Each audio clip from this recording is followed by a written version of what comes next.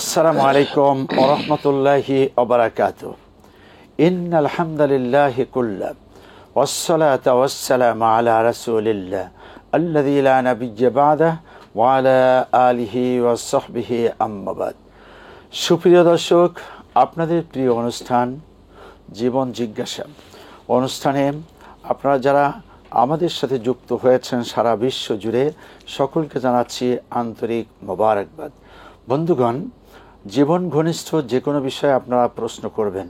প্রশ্নগুলো হবে ছোট ছোট, স্পষ্ট ভাষায়, জ্ঞান গর্ভ এবং অনেকবার শুনেছি এমন প্রশ্ন থেকে বারণ করছি। আর আমরা যখন প্রশ্ন করব টেলিভিশনের সাউন্ডটি কমিয়ে আমরা স্পষ্ট ভাষায় কথা বলবো ইনশাআল্লাহ। আজকে জবাব দিবেন বিশিষ্ট আলেম দ্বীন মোহতারাম মৌলানা আনোয়ার রশিদ আহমদ মাদানী। আসসালামু আলাইকুম ওয়া রাহমাতুল্লাহি ওয়া বারাকাতুহু। ওয়া আলাইকুম আসসালাম ওয়া রাহমাতুল্লাহি ওয়া বারাকাতুহু। শেখ আহলান ওয়া সাহলান। মারহাবান বিকুম। শুকরান। কথা বলছি আমি ডক্টর শহীদুল ইসলাম বারাকাতি। আপনাদের সাথেই কথা বলবো। কে কি নিয়ে অপেক্ষা করছেন আসুন আপনাদের কাছে যাই। আসসালামু আলাইকুম ওয়া রাহমাতুল্লাহ। ওয়ালাইকুম আসসালাম ওয়া রাহমাতুল্লাহ। সিরাজগঞ্জ থেকে সাইদুল বাড়ি বলছি। প্রশ্ন করুন। আমার তিনটা প্রশ্ন। প্রথম প্রশ্ন হচ্ছে আকিকার মাংস জামাতা খেতে পারবে কিনা? জি। দ্বিতীয় প্রশ্ন, ইমাম আবু হানিফা এক রাতে কোরআন খতম করেছেন ও তাতে 1000 রাকাত সালাত আদায় করতেন। হ্যাঁ, তিনি একটানা 40 বছর পেশার অজুতে ফজরের সালাত আদায় করেছেন এবং প্রতি রাতে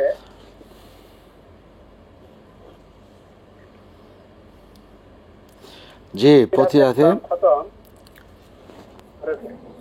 এসব প্রচলিত কথা কত সত্য? জি। 3 নম্বর প্রশ্ন। 3 নম্বর প্রশ্ন, মুমূর্ষু রোগীর পাশে যে হালালি খতম দেওয়া হয় এটা হাদিস কোরআন অনুযায়ী কতখানি সত্য? খতমে জালালি। হ্যাঁ, খতমে জালালি। আচ্ছা। আসসালামু আলাইকুম। ওয়ালাইকুম আসসালাম। ধৈর্য ধারণ করুন, আপনার জবাব আসবে। শেখ, প্রথম প্রশ্ন হলো আকিকা। আল্লাহুম্মা লাকাল হামদু হামদাশ শাকিরিন ওয়া সাল্লি ওয়া সাল্লিম আলা রাসূলিকাল আমিন ওয়া আলিহি ওয়া সাহবিহি ওয়া মান তাবিআহুম বিইহসানিন ইলা ইয়াউমিদ্দিন। জি ভাই, আকিকার গোশত বাবা মা খেতে পারবে কিনা? পারবে। 3টি খাবার ধনী গরিব সবাই খেতে পারবে। একটি হচ্ছে ইফতার, আরেকটি হচ্ছে আকিকার গোশত, আরেকটি কোরবানির গোশত। ধনী গরিব আপন পর বাবা মা সবাই খেতে পারবে। জি। 2 নম্বর প্রশ্ন হলো ইমাম আবু হানিফা রাহিমাহুল্লাহ তাআলা আনহু এক রাতে কোরআন খতম করতেন, 4 রাকাত নামাজ পড়তেন। 40 বছর পর্যন্ত তিনি এইভাবেই পড়েছেন যে পুরা রাত তিনি দাঁড়িয়ে থেকে ইবাদত করেছেন। এটা কতটুকু দলিল সম্মত? আল্লাহ রসুল সাল্লাল্লাহু আলাইহি সাল্লামের সাহাবী আব্দুল্লাহ বিন আমর তিনি বলেন, ইয়া রাসূলুল্লাহ, আমি কতদিনে কোরআন খতম দিতে পারি? বললো যে 30 দিনে করো। তারপর না, আমি তো আরও পারবো, 15 দিন, আরও পারবো 1 সপ্তাহ, আরও পারবো। এবার বলতে বলতে 3 দিনে এসে ঠেকেছে। রাসূল সাল্লাল্লাহু আলাইহি ওয়াসাল্লাম 3 দিনের কমে তাকে অনুমতি দেন নাই। তো যার উপরে কোরআন নাযিল হলো, যাদের সামনে কোরআন নাযিল হয়েছে, তাদেরকে রাসূল সাল্লাল্লাহু আলাইহি ওয়াসাল্লাম 3 দিনের কমে কোরআন খতম অনুমতি দেন নাই। তাহলে ইমাম আবু হানিফা রাহিমাহুল্লাহ হাদিস কি জানতেন না? এগুলি অসত্য কথা, প্রচলিত কথা। 40 বছর একটানা এশার ওযু দিয়ে ফজর পড়েছেন, কোনো সুস্থ বিবেক সম্পন্ন মানুষ এটাকে বিশ্বাস করতে পারে? রাসূল সাল্লাল্লাহু আলাইহি ওয়াসাল্লাম নিজে বলছেন, আল্লাহর কসম করে বলছি, আমি আল্লাহকে সবচেয়ে বেশি ভয় করি। আমি তোমাদের মধ্যে সবচেয়ে বড় তাকওয়া সম্পন্ন ব্যক্তি। তা আমি রাতে ঘুমাই এবং সালাত আদায় করি। তা যেখানে রাসূল সাল্লাল্লাহু আলাইহি ওয়াসাল্লাম রাতে ঘুমাতেন, সালাত আদায় করতেন, এই আকামটা রাসূল সাল্লাল্লাহু আলাইহি ওয়াসাল্লাম করেন নাই, যে দীর্ঘ অনেক বছর 40 বছর দূরে থাকে, এক মাসও করেন নাই। তো এগুলি ডাহা, মিথ্যা কথা, ভিত্তিহীন কথা, এগুলি বলাও পাপের কাজ। শোনা পাপ না, শোনা প্রতিবাদ করা আপনাদের দায়িত্ব, আর বিশ্বাস করা আপনার তা গুনাহের কাজ। জি। এবং এটা কতটা অযৌক্তিক হবে, রাসূলের হাদিসের এই তো বিপরীত হবে যে বিপরীত। হ্যাঁ, জি। স্বাস্থ্যের হক আছে, ইন্না চোখের হক আলাইকা আছে। লিজাসাদিকা হাক্কান লিআইনাইকা হাক্কান ওয়া লিজাওজিকা হাক্কান। তোমার উপরে তোমার শরীরের অধিকার আছে, চোখের অধিকার। চোখের অধিকার মানে ঘুমানো, স্ত্রীর অধিকার। আর আবু হানিফা রাহিমাহুল্লাহ, ইমাম আজম, ওনার মতো একজন ব্যক্তি এই সুন্নাহ পরিপন্থী কাজ করবে? বিশ্বাস করতে হয় না। জি। মুমূর্ষু ব্যক্তির পাশে বসে খতমে জালালি। আলহামদুলিল্লাহ, আমাদের এই যে উদ্যোগটা এটিএন বাংলা, আমরা সেই জন্মলগ্ন থেকে এই ধরনের অনুষ্ঠান করে যাচ্ছি, বলে যাচ্ছি, ফায়দা হচ্ছে। সবচেয়ে বড় আপনার প্রমাণ হচ্ছে এইবার ইসলামী ফাউন্ডেশন বলেছে না, ওই সতর্কতা 3-4 মিনিট এতদিন ভুল ছিল, এটা করা যাবে না। আমরা কিন্তু অনেক চিৎকার করেছি যে সূর্য অস্ত যাওয়ার সাথে সাথে ইফতার করতে হবে। তো এইবারে আলহামদুলিল্লাহ দেখলাম যে মোবাইলে যে আজান হয়, আমাদের টিভিতে একই সাথে আজান হয়। আগে 3 মিনিট 4 মিনিট পরে হতো। যাক, তো এই যে খতমের আপনার প্রবণতা কমে গেছে। আগে গ্রামে গ্রামে হতো না, এই সমস্ত খতমের সরি কোনো ভিত্তি নেই। এমনিতে কালেমা যত ইচ্ছা তত পড়ুন। মুমূর্ষু ব্যক্তির সামনে রাসূল বলেছেন হ্যাঁ, যে লাক্কিনু মাউতাকুম লা ইলাহা ইল্লাল্লাহ, তোমাদের মৃতপ্রায় ব্যক্তির কাছে বসে তোমরা লা ইলাহা ইল্লাল্লাহ বলো। তাকে কিন্তু বলা যাবে না যে লা ইলাহা ইল্লাল্লাহ বলেন, লা ইলাহা ইল্লাল্লাহ তাকে বলা যাবে না, আমরা বলবো, আমাদের যে শুনে শুনে সে বলবে, এটা করা যাবে। কিন্তু ওই গুনে গুনে এতবার না, এগুলি করা যাবে না। মানে মুমূর্ষু ব্যক্তি এমনিতেই বিপদে আছে, হ্যাঁ। আবার তার উপরে কোনো চাপ প্রয়োগ করা যাবে না। করা যাবে না। এটাই ইসলামের সৌন্দর্য। আসসালামু আলাইকুম ওয়া রাহমাতুল্লাহ। ওয়ালাইকুম আসসালাম ওয়া রাহমাতুল্লাহি ওয়া বারাকাতুহু। জি, প্রশ্ন করুন। হ্যাঁ, আমি 3টা প্রশ্ন করতে চাই। সেটা এই যে জিলহজ মাস এখন শুরু হবে সামনে, ওটা শুধু রোজাই রাখতে হবে নাকি এর সাথে সাথে সালাত আদায় করতে হবে? রোজা তো আছে, এই একটা অনেক বইতে দেখা যায় 12 তাদের ফজিলত, সেখানে সালাত আদায় করার কথা আছে।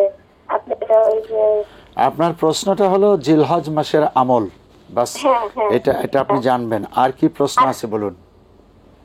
হ্যাঁ, কি এটা একটা। আর দ্বিতীয় প্রশ্ন, সেটা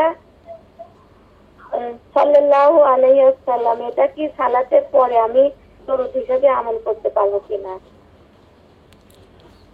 হ্যাঁ, আর কোন প্রশ্ন? হ্যাঁ, আর একটা হচ্ছে কোরআন মাজিদ পড়ার পরে যে সেজদার আয়াত পড়া হয় সেখানে কি 2টা সেজদা দিব নাকি একটা সেজদা দিব? আচ্ছা, জবাব শুনুন। শেখ, জিলহজ মাসের আপনি যে সালাত আদায় ব্যাপারে বলেছেন, এটা আমার কাছে স্পষ্ট হয় নাই। নামাজ তো পড়তেই হবে, ফরজ। এই ফরজ বাদ দিয়ে তো আর ওই রোজা রাখলে হবে না। আর যদি আপনি প্রশ্নের উদ্দেশ্য এটা হয় যে বিশেষ কোনো সালাত, অতিরিক্ত সালাত আছে কিনা, না, অতিরিক্ত কোনো সালাত নাই। জিলহজ মাসের আমল হচ্ছে টানা 9 দিন রোজা রাখা, প্রথম 9 দিন। আর যদি সম্ভব না হয় আরাফা দিবসে রোজা রাখা। আর চাঁদ উদয় হওয়ার সাথে সাথে তাকবীর বলা, চলা ফেরায় উঠা বসায় তাকবীর বলতে হবে, এটাকে সাধারণ তাকবীর বলে।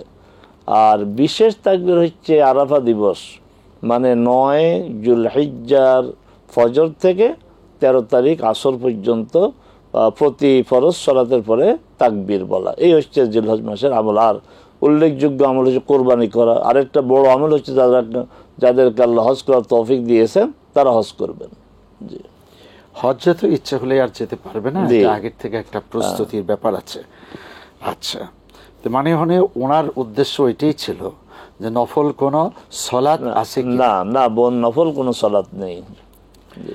আচ্ছা, সাল্লাল্লাহু আলাইহি ওয়াসাল্লাম, এই দরুদ সালাতের সালাম ফিরানোর পরে পড়া যাবে কিনা? না, এটা তো অর্থহীন।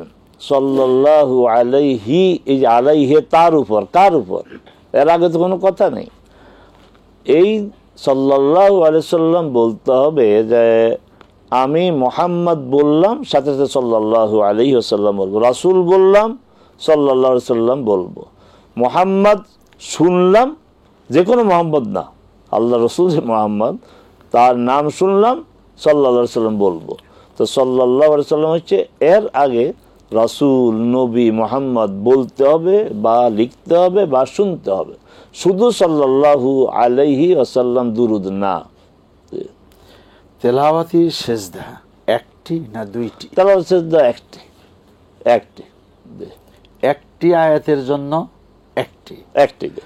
আপনি তেলাওয়াতের আয়াত পড়বেন, একটা সেজদা দিবেন, আবার তেলাওয়াতের আয়াত আসবে, একটা সেজদা দিবেন।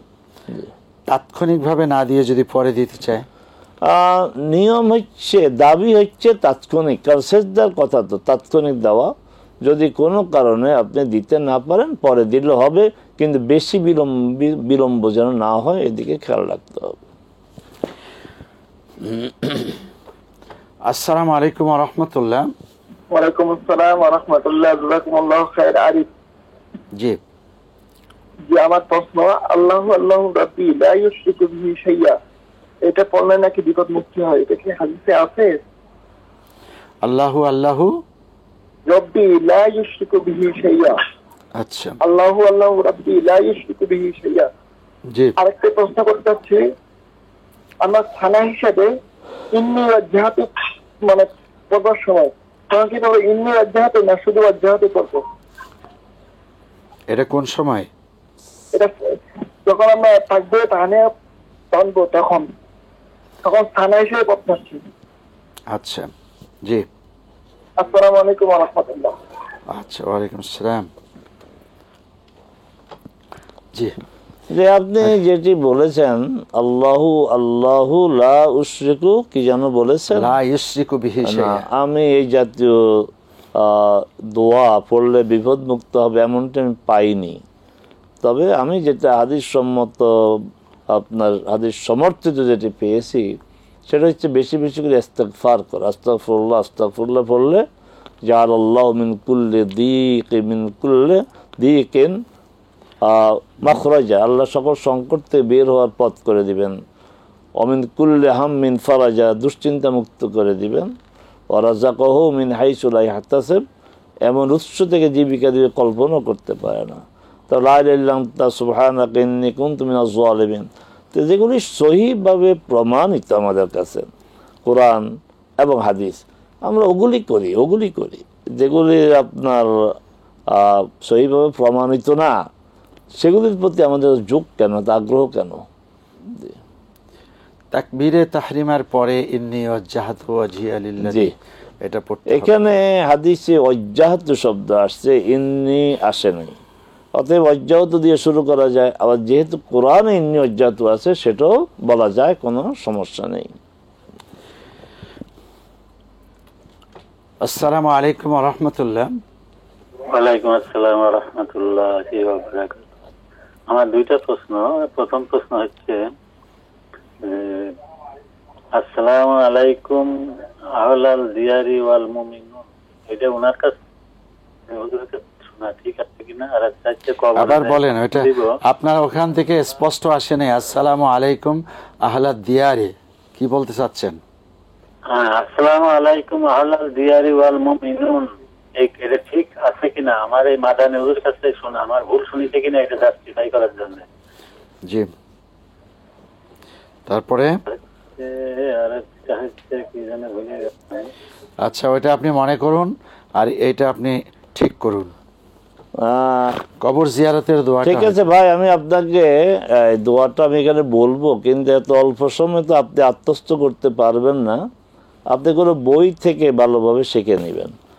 আসসালামু আলাইকুম আহলাদ দিয়ারে মিনাল মুমিনিনা ওয়াল মুমিনাত, নাসআলুল্লাহ লানা ওয়া লাকুমুল আফিয়া, আনতুম লানা সালাফ ওয়া ইন্না ইনশাআল্লাহু বিকুম লাহিকুন। আমার দেশে বলা হয় আসসালামু আলাইকুম ইয়া আহলাল কুবুর। আমি এই পর্যন্ত একজন কোরআন সুন্নাহর ছাত্র হিসাবে আমি অনেক খুঁজেছি, কিন্তু এটা পাইনি। আমি রাসূল সাল্লাল্লাহু আলাইহি ওয়াসাল্লাম যেটা বলেছেন, সাহাবায়ে কেরাম যেটা বলেছে, সেটা হচ্ছে আসসালামু আলাইকুম আহলাদ দিয়ারে মিনাল মুমিনিন ওয়াল মুমিনাত, এটা আমি পেয়েছি। আসসালামু আলাইকুম ইয়া আহলাল কুবুর আমি পাইনি, আমি বলি নাই যে এটা নাই, আমি পাই নাই। যদি কোনো ভাই পেয়ে থাকেন রেফারেন্স সহ যদি বলেন, আমরা এখান থেকে বলে দেবো ইনশাআল্লাহ।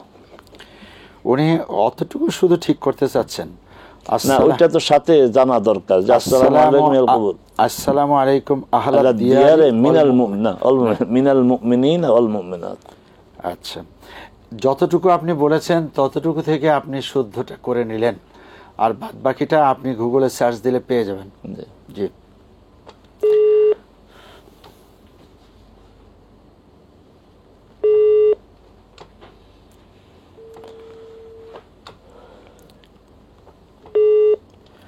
দুঃখিত ভাই, আপনার সংযোগটি পাওয়া যাচ্ছে না।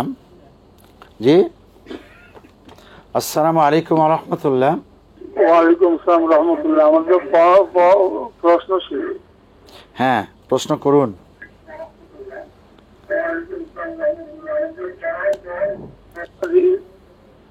হ্যালো, হ্যাঁ, প্রশ্ন করুন। প্রশ্ন ছিল আমার যে শুক্রবারে জুমার নামাজের দিন যে মাইকটা বাইরে থাকে আজান শোনা যায়, ওই খুতবা এবং বয়ান ওই মাইকে বাইরের মাইকে শোনা কি সঠিক কিনা? আচ্ছা, আর কোনো প্রশ্ন আছে? বাইরের মাইক। আপনার আর কোনো প্রশ্ন আছে? জি না। আসসালামু আলাইকুম। ওয়ালাইকুম আসসালাম। জবাব শুনুন। হ্যাঁ, আজান যে দেওয়া হয় চারদিকের মানুষ শুনে, জুমার দিন তো অনেক মুসল্লি যারা মসজিদের ভিতরে জায়গা না পেয়ে রাস্তায় থাকে, বাহিরে থাকে, তারা শুনতে হবে তো। অতএব ওই আপনার যে যেন সকল মুসল্লি শুনতে পারে এই আয়োজন থাকা তো ভালো। এই আয়োজন যদি আপনার বাইরে আওয়াজে না আসে, তো বাইরে মুসল্লিরা তো শুনবে না, তো তাদেরকে তো শোনাতে হবে। উনি সম্ভবত মেন করছেন যে বাহিরে শুনলাম, শোনার পরে বাহিরেই থাকলাম, খুতবাটাও বাহিরে শুনলাম, নামাজটাও বাহিরে পড়লাম। যদি ভিতরে জায়গা না হয় তাই তো করবেন, ভিতরে জায়গা না হলে তাই তো করবেন। ভিতরে জায়গা আছে তারপরও ভিতরে যাবেন না আপনারা। এটা অনেক জায়গায় দেখি যে অনেক গ্যাপ থাকে, তারপরে ওই যে যেখানে এসে বসে সেখানে তার উঠতে চায় না, এটা ঠিক না। যে সামনের গ্যাপ পূরণ করতে হবে। ঘরের থেকেই তিনি জামাতের সাথে শামিল হতে পারবেন কি? না না না, যদি হ্যাঁ পারবেন, যদি আপনার ঘর পর্যন্ত মুসল্লিদের এই যে ধারাবাহিকতা থাকে তাহলে পারবেন, না তো পারবেন না। জি, আসসালামু আলাইকুম ওয়া রাহমাতুল্লাহ। ওয়ালাইকুম আসসালাম ওয়া রাহমাতুল্লাহি ওয়া বারাকাতুহু। জি, প্রশ্ন করুন। হুজুর আমি ঢাকা থেকে বলছিলাম, আমার একটি প্রশ্ন। বলুন। হুজুর আমি 2015 সালে অসুস্থ থাকার জন্য আমি আমার এই রোজাগুলা রাখতে পারিনি, ফরজ রোজা 3টা রোজা রাখার পরে আমি আরো বেশি অসুস্থ হয়েছিলাম। এখন এই রোজাগুলা কি আমার কিভাবে রাখতে হবে, বা রোজাগুলো রাখা কি ঠিক আছে কিনা, বা কিভাবে রাখবো যদি একটু বলে দিতেন। আসসালামু আলাইকুম। এই মাঝপথে আর সুস্থ হননি আপনি? জবাব শুনুন। জি, হ্যাঁ, অসুস্থ অবস্থায় আল্লাহ সুবহানাহু ওয়া তাআলা রোজার ছাড় দিয়েছেন, কিন্তু এই ছাড় অর্থ আর রাখতে হবে না এমন না। অসুস্থতা দুই ধরনের, এক ধরনের অসুস্থতা হচ্ছে আবার ভালো হয়ে যাবেন। এখন অসুস্থ কিন্তু ভালো হওয়ার সম্ভাবনা আছে, তিনি এই রোজাগুলো রাখবেন। আর যার সুস্থ হওয়ার সম্ভাবনা নাই, তিনি এই প্রতি রোজার জন্য ফেদিয়া দিবেন। তো আলহামদুলিল্লাহ আপনি সুস্থ, আপনি এখন সুস্থ হয়েছেন। আপনি যে রোজাগুলি রাখতে পারেন নাই, আপনাকে আল্লাহ সুযোগ দিয়েছেন, একটা নেয়ামত। আপনার প্রয়োজন ছিল 2015 সালের ঘটনা, 10 বছর হয়ে গেছে বোন। এই দায়িত্বটা কেন এখন আপনি কাঁধে রাখলেন? রোজাগুলি শুরু করে দেন। আর ভাঙা রোজা একসাথে থাকতে হবে, এটাও শরীয়তে দেখেন আপনাকে কত সুযোগ দিয়েছে যে ভাঙা রোজাগুলো একসাথে থাকতে হবে এমন নয়। আপনি যেভাবে পারেন একদিন পর একদিন রাখেন, 2টা রাখলেন, আবার রাখলেন না, এইভাবে আপনি রাখেন, কিন্তু রাখতে হবে। মানে এখন আর দেরি করবে না? না, মোটেই করা উচিত না। 10 বছর হয়ে গেছে। আপনি এতদিন দেরি করছেন, এটা ঠিক হয়নি। আসসালামু আলাইকুম ওয়া রাহমাতুল্লাহ। আসসালামু আলাইকুম। ওয়ালাইকুম আসসালাম। আমার দুটা প্রশ্ন। একটা প্রশ্ন হলো, নামাজের যদি ভুলক্রমে আমি সালাম ফিরে ফেলাই ইমামের পিছনে, মানে ইমামের আগে, আমার নামাজের কোনো ক্ষতি হবে কিনা? আর দ্বিতীয় প্রশ্ন হলো, জুমার দিন যে দ্বিতীয় আযান দেয়, আযানের জবাব দেওয়া যায় কিনা? এটা আজানের জবাব, হ্যাঁ, এটা আযানের যে জবাব দেওয়া, এটা ঠিক কিনা? আচ্ছা, জবাব শুনুন। যে ইমামের আগেই সালাম ফিরিয়ে ফেলছেন, কেউ যদি ইচ্ছা করে তো তার নামাজ হবে না। আর আপনি যেটা করছেন নিশ্চয়ই ইচ্ছাকৃত করেন নাই, ভুল ক্রমে করেছেন। আপনি হয়তো ভেবেছেন সালাম ফিরেছে, না, এতে আপনার নামাজের কোনো সমস্যা হবে না, যেহেতু আপনি জামাতে নামাজ পড়তেছেন। ইমামের সলাতই হচ্ছে আসল সলাত। আমরা পিছনে যারা আছি তাকে অনুসরণ করি। জি। আচ্ছা, ভিতরে যে আজান হয় সেই আজানের জবাব দেয়া লাগবে কিনা? সকল আজানের জবাব দেয় তো সুন্নত। আল্লাহ রসুল বলছেন, ইজা সামি'তুম আল মুয়াজ্জিনা ফাকুলু মিসলা মা ইয়াকুলুল মুয়াজ্জিন। আরেকবার, ইজা সামি'তুম আন নিদাআ ফাকুলু মিসলা মা ইয়াকুলুল মুয়াজ্জিন, যে আজানের আওয়াজ যখন শুনবা তখন মুয়াজ্জিন যা বলে তাই বলো, শুধু হাইয়া আলাস সালাহ হাইয়া আলাল ফালাহ, সেখানে লা হাওলা ওয়ালা কুওয়াতা ইল্লা বিল্লাহ পড়তে হবে। এই হাদিসের ভিত্তিতে ইসলামী স্কলারগণ বলেন শুধু আজান না, একামতের জবাব দেওয়ার জন্য বলেছেন যে একামতের জবাব দিতে হবে। অতএব দ্বিতীয় আজানের যেটা হয় আমাদের জুমাতে, ওই আজানের জবাব দিবেন। জি। আসসালামু আলাইকুম ওয়া রাহমাতুল্লাহ। ওয়ালাইকুম আসসালাম। আমি মামুন বলছি নওগাঁ থেকে। জি জি, আমি কয়েকটি প্রশ্ন করবো। 1 নম্বর হলো যে আপনার টেলিভিশনের সাউন্ডটা কমিয়ে নেন মামুন সাহেব। করার সময়ে মামুন সাহেব, আপনার টেলিভিশনের ভলিউম কমিয়ে কথা বলুন। সালাত আদায় করার সময়ে রুকু, সিজদায় এবং তাশাহুদের বৈঠকে আমাদের দৃষ্টি কোথায় থাকবে? আর আরেকটা হলো যে যদি ইমাম সাহেব নামাজের পরে, ফরজ নামাজের পরে ফরজ নামাজ শেষ করে কিছুক্ষণ তাসবিহ জিকির আজকার করে তারপরে আবার সম্মিলিত মোনাজাত যদি করে, সেটা কি সহিহ সুন্নাহ হবে কিনা? আর কোন কোন ক্ষেত্রে সম্মিলিত মোনাজাত করতে? এটা একটা। আর আরেকটা হলো যে আমরা তাশাহুদের বৈঠকে দরুদ পড়া কি সুন্নাহ না ওয়াজিব, এটা একটু জানতে চাচ্ছি। আর আরেকটি প্রশ্ন করতাম যে আমাদের মুসলিম নন-নারী ভাইদেরকে দাফনের সুন্নাহ নিয়ম, সহিহ সুন্নাহ নিয়ম কি আছে? যেমন অনেকে বলে মিনহা খালাকনাকুম, এইটা বলে, তারপর বিসমিল্লাহি মিল্লাতি রাসূলিল্লাহ, বিভিন্ন কিছু বলে। তো সঠিক সহিহ সুন্নাহ কোনটা, এটা জানতে চাচ্ছি। আসসালামু আলাইকুম। ধৈর্য ধারণ করুন, জবাব শুনুন। সালাত আদায়ের তাশাহুদের সময় রুকু, সিজদা ইত্যাদিতে দৃষ্টি কোথায় থাকবে? জি। প্রথম আমরা শুরু করি দাঁড়ানো অবস্থায় দৃষ্টি থাকবে সেজদার জায়গাতে। রুকুর অবস্থায় দাঁড়ানো আপনার দৃষ্টি থাকবে, আমার যখন রুকু দেবো আমার চোখ যে বরাবর আছে, তখন সেজদা না। সেজদার তো আমার আপনার মাথা উঁচু করতে হবে। আর সেজদার সময় তাকাবো কোথায়? চোখ তো দুই দিকে আছে। তাশাহুদের সময় তাকানোর ব্যাপারে কোথায় আমরা তাকাবো?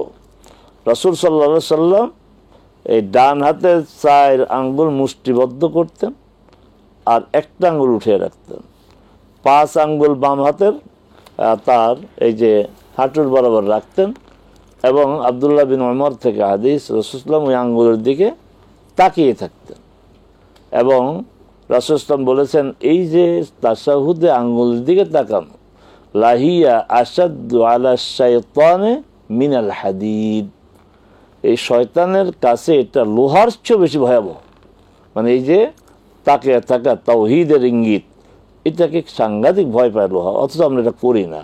আমরা আশহাদু আল্লা ইলাহা ইল্লাল্লাহ ওখানে উঠাই আর নামে, ওই সমর্থনে একটা দুর্বল হাদিস আমি খুঁজে পাইনি। দুর্বল জাল হাদিস যদি থাকে, জাল হাদিস তো সমাজে অনেক প্রচলিত আছে, কোনো জাল হাদিসও নাই।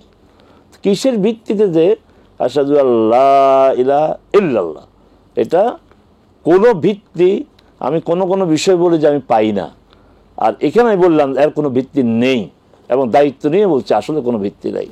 আল্লাহ রাসূল সাল্লাল্লাহু আলাইহি ওয়াসাল্লাম এই আঙ্গুল দিকে তাকিয়ে থাকতেন পুরা তাশাহুদ, একদম আত্তাহিয়াত থেকে শুরু করে সালামের আগ পর্যন্ত এইভাবে তাকিয়ে থাকতেন, এবং এটা শয়তানের কাছে এটা খুব ভয়াবহ। আমরা ওই কাজটাই করি, শয়তান আমাদের দুশমন, শয়তানকে আমরা ভয় দেখাই, এটা তো ভালো।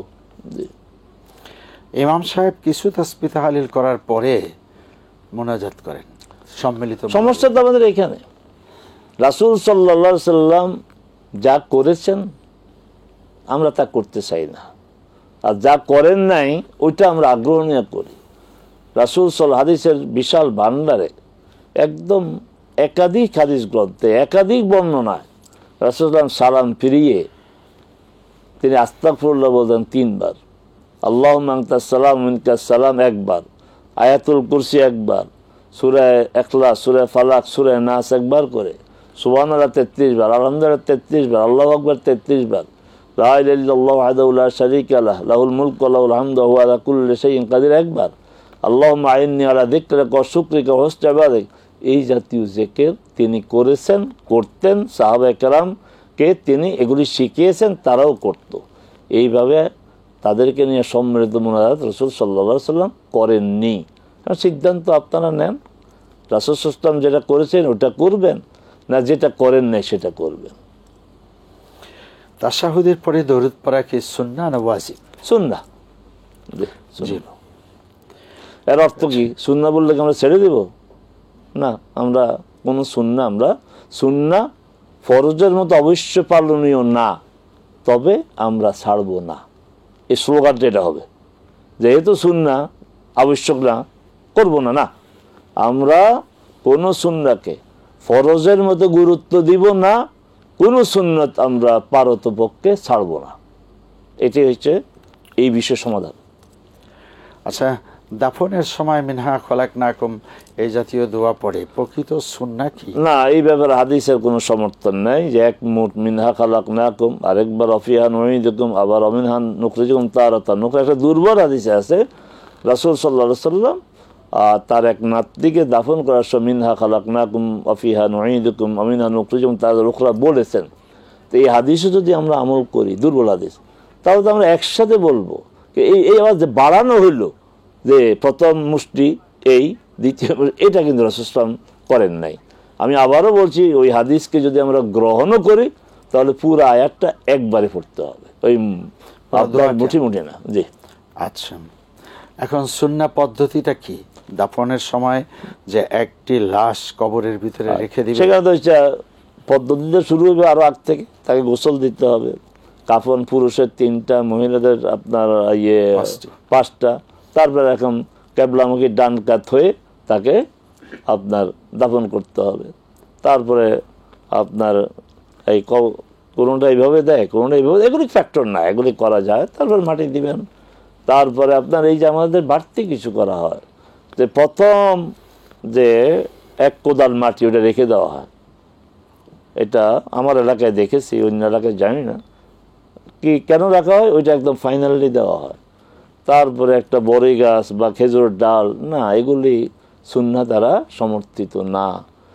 আরেকটা সুন্নাহ আমরা পালন করি না, সেটা হচ্ছে রাসূল সাল্লাল্লাহু আলাইহি সাল্লাম বলেছেন যে তোমরা সালু লিআখিকুম আল আফিয়া ফাইন্না সালু লিআখিকুম আত তাসবীত ফাইন্নাহু ইউসআলু আলান। যে তোমাদের ভাই যেন দৃঢ়তার সাথে ফেরেশতাদের জবাব দিতে পারে, এই জন্য দোয়া করো, তাকে এখন প্রশ্ন করা হচ্ছে। অতএব এটা আমরা করি না, আমরা সবাই মিলে একটা মোনাজাত দিই।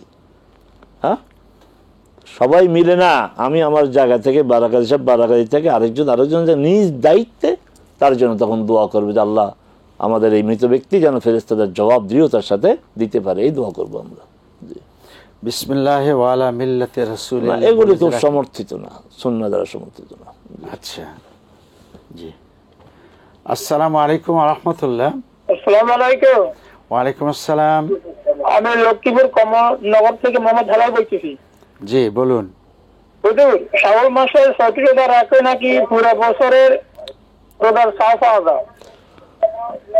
এখন আমি ফ্যাক্টরি রাখছি, যদি কোনো কারণবশত রাখতে পারি না, এখন আমার রোজা হবে কিনা? আচ্ছা, আপনার কোন রোজা হবে কিনা? জি, আমার রোজা মানে ৩০ রোজা বাংতি পড়ে নাই, এখন আমি ফ্যাক্টরি রোজা পুরো রাখতে পারি নাই, যদি কোনো কারণবশত রাখতে পারি নাই। আর একটা প্রশ্ন হলো, আচ্ছা আচ্ছা একটু থামেন, আপনি একটু থামেন। তার মানে শাওয়াল মাসের 3টা রোজা আপনি রাখতে পারেননি, এতে হবে কি না, তার মানে কি মেইন রোজা যা রমজান মাসে রেখেছেন সেটা বাতিল হয়ে যাবে কিনা এরকম? আচ্ছা রমজান মাসে 30 রোজা মানে অতিরিক্ত 6 রোজা রাখলে নাকি পুরো বছরের সওয়াব পাওয়া যায়। এখন আপনার দ্বিতীয় প্রশ্ন করুন। দ্বিতীয় প্রশ্ন করুন। নাই 2 নাম্বার প্রশ্ন। আচ্ছা জি শেখ, কথা ঠিক যে রাসূল সাল্লাল্লাহু আলাইহি ওয়াসাল্লাম বলছেন যে রমাদানের সিয়াম রাখার পরে শাওয়ালে যে 6টি রোজা রাখবে তার পুরো 1 বছরের আপনার সিয়াম রাখার সওয়াব তাকে দেয়া হবে। কানাকা সিয়ামুদ দাহর। কেন? হিসাবটা কি? কারণ আল্লাহর হিসাব হচ্ছে 1-এ 10, আল্লাহর হিসাব কোনো 1-এ 1 না, আল্লাহর হিসাব 2-এ 2 না। আল্লাহর হিসাব হচ্ছে বান্দা যদি একটা কাজ করে কমপক্ষে তার প্রতিদান 10টা হবে। তা ঠিক আছে, কিভাবে হলো? রমাদানের 1 মাস রোজা রাখলাম, আল্লাহ সুবহানাহু ওয়া তাআলা 1 মাসের সওয়াব দিবেন আমাকে, আল্লাহ দিবেন 10 মাসের সওয়াব। আল্লাহু আকবার। তাহলে আত্মায় করতে 2 মাস থাকলো। তো ওই 6টা মানে কি 6টা আবার 6টা না, 6টা হচ্ছে প্রতিটা 10 করে 60, তাহলে 2 মাস হয়ে গেল। এইভাবে পুরা বছরের সওয়াব পাবেন। আপনি যদি 3টা রাখতে না পারেন সমস্যা নাই, আপনি এটা তো রাখা ফরজ না, রাখা এটা মর্যাদার বিষয়। আপনি 3টা রাখছেন, 3টার মর্যাদা পাবেন, 3টা রাখেন নাই, ওই 3টার মর্যাদা পাবেন না। আর ইনশাআল্লাহ আল্লাহ যদি আপনাকে বাঁচিয়ে রাখেন আগামী বছর অবহেলা করবেন না, 6টায় রেখে দেবেন। এখন উনি জানতে চাইলেন যে বাকি যে 3টা রাখতে পারলেন না, এ কারণে কি রমজান বাতিল হয়ে যাবে? না না, রমজানের রোজা কেউ যদি শাওয়ালে 6টাও না রাখে, ওই রমজানের রোজার কোনো সমস্যা হবে না। জি আসসালামু আলাইকুম। জি আসসালামু আলাইকুম। ওয়ালাইকুম আসসালাম। আমার একটা প্রশ্ন ছিল, প্রশ্নটা করতে যাচ্ছিলাম। বলেন। আমি আজকে সকালে মসজিদে ফজর ওয়াক্তের নামাজ পড়তে গেলে ইমাম সাহেব ছিলেন মসজিদে একজন, আর আমি মুসল্লি একজন। এখন ইমাম সাহেবের স্থানে সামনের কাতারে দাঁড়াইছে, আমাকে পিছনে উনি দেখাই দিল দাঁড়াইতে যে, এবং একামাত দিতে আমি দিলাম, কিন্তু আমি পিছনে দাঁড়িয়ে নামাজ পড়লাম। আসলে একজন মাত্র মুসল্লি, উনি সামনে আমি পিছনে। এখন আমাদের আগে একটা নিয়ম জানা ছিল যে কি, যদি মাত্র 2 জন হয় তাহলে জামাত করার জন্য পাশাপাশি দাঁড়াতে হয়। জি বুঝতে পেরেছি, আপনার প্রশ্নটা বুঝতে পেরেছি। এবার আপনি জবাব শুনুন যে একজন মাত্র মুসল্লি। আপনার ইমাম সাহেবের প্রতি সম্মান রেখেই বলি, যেহেতু ইমাম সম্মান করতে হবে, এই কাজটি তিনি ভুল করেছেন। মুসল্লি যদি একজন হয় তাহলে ইমাম বাম পাশে দাঁড়াবে, মুসল্লি ডান পাশে দাঁড়াবে, 2 জন সমানভাবে দাঁড়াবে। এইভাবে দাঁড়ালে পরে যে মুসল্লি আরো আসতেন, তাহলে ইমাম সাহেব সামনে চলে যেতেন, আপনারা পিছনে থাকতেন, অথবা আপনি পিছিয়ে আসতেন, ইমাম সাহেব ওই জায়গায় থাকতো। তো এটা তার ভুল হয়েছে। শুকরান, জাযাকুমুল্লাহ। প্রিয় দর্শক, শুনেছি অনেকগুলো মাসালা, আমল করবো ইনশাআল্লাহুল আজিজ। এরই মাধ্যমে সারা দুনিয়ায় হকের দাওয়াত আমরা দিয়ে চলছি। আল্লাহ রাব্বুল আলামিন হকের উপরে কায়েম থাকার তৌফিক ইনায়াত করুন। আজ তাহলে এ পর্যন্ত। ওয়াসসালামু আলাইকুম ওয়া রাহমাতুল্লাহি ওয়া বারাকাতুহু।